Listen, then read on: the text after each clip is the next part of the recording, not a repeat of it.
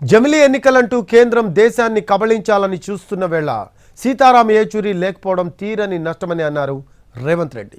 ఆయన్ని స్ఫూర్తిగా తీసుకొని జమిలీకి వ్యతిరేకంగా పోరాడాలి అన్నారు సీఎం.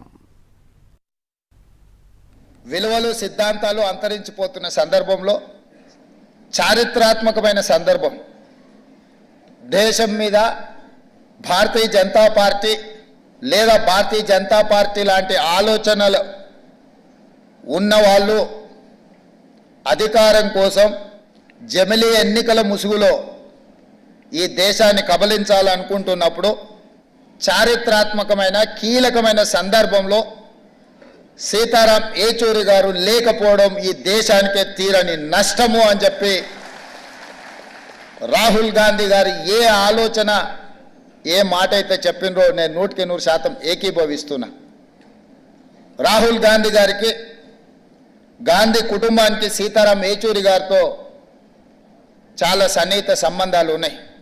రాహుల్ గాంధీ గారు సీతారాం ఏచూరి గారిని ఒక ఫ్రెండ్గా, గైడ్గా, ఫిలాసఫర్గా, ఒక సిద్ధాంతకర్తగా బాగా ఇష్టపడతాడు.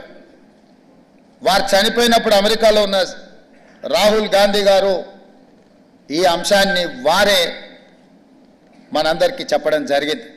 భారతీయ జనతా పార్టీ తీసుకొస్తున్న రాజ్యాంగ మార్పులు కావచ్చు, రాజ్యాంగ సవరణలు కావచ్చు, రాజ్యాంగ సవరణ పరిపాలనపరమైన అంశం కాదు. యూనియన్ ఆఫ్ స్టేట్స్, రాష్ట్రాల యొక్క సమ్మిళితమే, రాష్ట్రాల యొక్క కలయికనే ఈ దేశం. యూనియన్ ఆఫ్ స్టేట్స్ అనే స్పిరిట్ని ఈరోజు దెబ్బతీసి జమిలీ ఎన్నికల ముసుగులో తమ ఆధిపత్యాన్ని నిరూపించుకోవాలని చెప్పి బీజేపీ చేస్తున్న ప్రయత్నాన్ని తిప్పికొట్టాలి. ఈ తిప్పికొట్టాల్సిన కీలక సమయంలో సీతారాం ఏచూరి గారు లేకపోవడం ఇది దేశానికే తీరని లోటు. ఇది సిపిఎంకు, కామ్రేడ్ కార్యకర్తలకు కాదు.